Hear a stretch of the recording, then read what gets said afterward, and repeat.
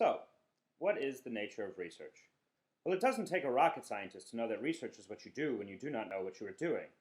Okay, maybe it does, as I borrow that idea from Wernher von Braun. And although von Braun's personal record is more checkered than the checkered patterns painted on many of his rockets, his idea does have a point.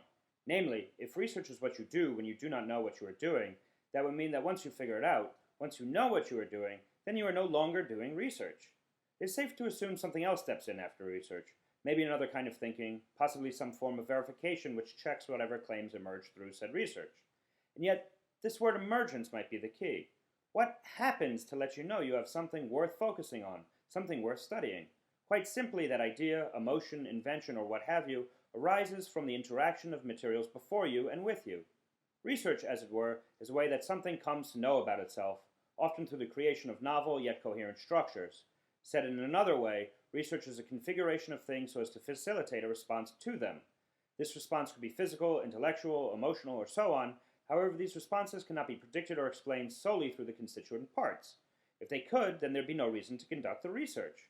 Therefore, research is also a form of speculation in which the imagination opens so as to create new possibilities in which the hardly noticeable is brought into view.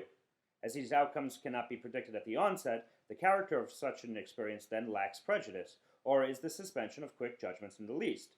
After all, the proverbial aha is an expression of wonderment and admiration.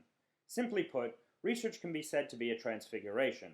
That is, research is a process a material undergoes toward its formation into something sensible.